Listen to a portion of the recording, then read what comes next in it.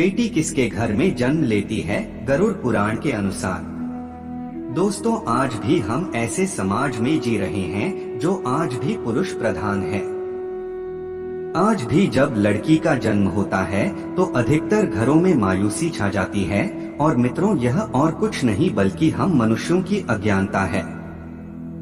लड़की को बोझ समझते हैं, परंतु आपको जानकर हैरानी होगी कि लड़की का जन्म हर किसी के घर में नहीं होता, बल्कि उसी के घर होता है जो भाग्यशाली होते हैं और अपने पुण्य कर्म अर्जित किए होते हैं। और आज हम आपको यही बताने जा रहे हैं कि भगवान कैसे घरों को लड़की का जन्म देने के लिए चुनते हैं और वह कौन से पुण्य कर्म है जिसकी वजह से कोई भी इंसान बेटी का माँ या बाप बनता है।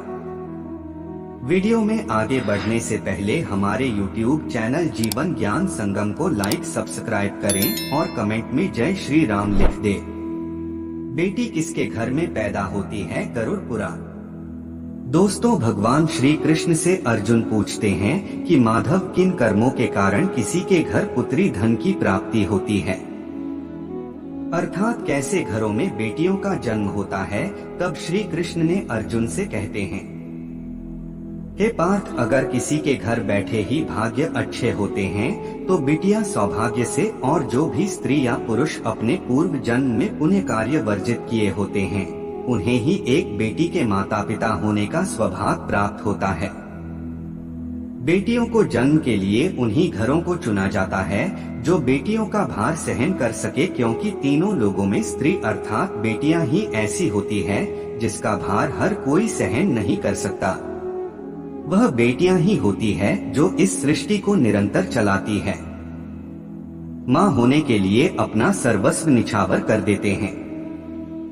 हे अर्जुन, जिस दिन इस सृष्टि में बेटियों का जन्म लेना रुक जाएगा उस दिन धीरे धीरे इस सृष्टि का अंत हो जाएगा। मित्रों को भगवान श्री कृष्ण के इन बातों पर गौर किया जाए तो उनका कहा बिल्कुल सही है, क्योंकि बेटियां अगर नहीं होंगी तो किसी का भी वंश आगे नहीं बढ़ सकता। दोस्तों, आपने भी कई लोगों को कहते सुना होगा कि जिस घर में बेटी का जन्म होता है वह घर स्वर्ग के समान होता है, क्योंकि बेटा तो केवल एक कुल को रोशन करता है, बेटियां तो दो कुलों को रोशन करती हैं। माता पिता के घर वह बेटी के रूप में अपने उत्तरदायित्व का निर्वहन करती है, तो ससुराल आकर एक बहू के रूप में सारे कर्तव्यों का पालन करती है। लड़कियां पिंडदान कर सकती हैं। दोस्तों, आजकल आप सुनती ही हो बेटियां वो परिवार में किसी के मर जाने पर उसका पिंडदान नहीं कर सकती हैं। लेकिन यह बिल्कुल भी सही नहीं है, क्योंकि रामायण में बताया गया है कि प्रभु श्री राम के पिता राजा दशरथ की मृत्यु हो गई तो माता सीता अर्थात राजा दशरथ की बहू ने भी उनका पिंडदान किया था, जिससे उन्हें जन्म मरण के चक्र से मुक्ति मिल गई थी। इतना ही नहीं, हिंदू धर्म शास्त्रों में बताया गया है कि बेटियां भी अपने पिता के नाम का पिंडदान कर सकती हैं।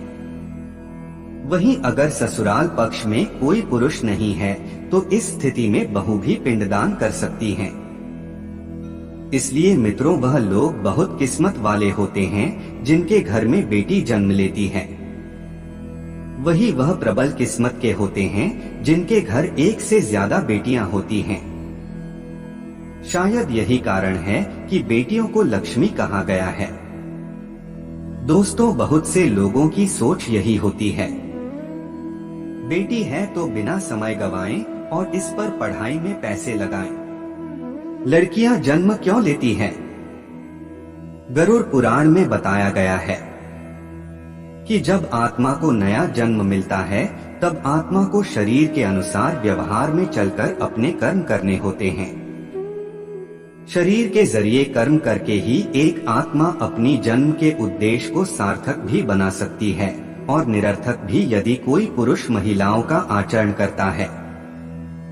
स्वभाव में महिलाओं वाले याद ले आता है या वही काम करना चाहता है जो एक महिला को करना चाहिए, तो ऐसे ही पुरुषों का आत्मा स्त्री का शरीर धारण करती है। वहीं गरुड़ पुराण में बताया गया है यदि कोई व्यक्ति मृत्यु के अंतिम चरण में किसी स्त्री को याद करते हुए प्राण त्याग करता है तो वह अगले जन्म स्त्री के रूप में जन्म लेता है।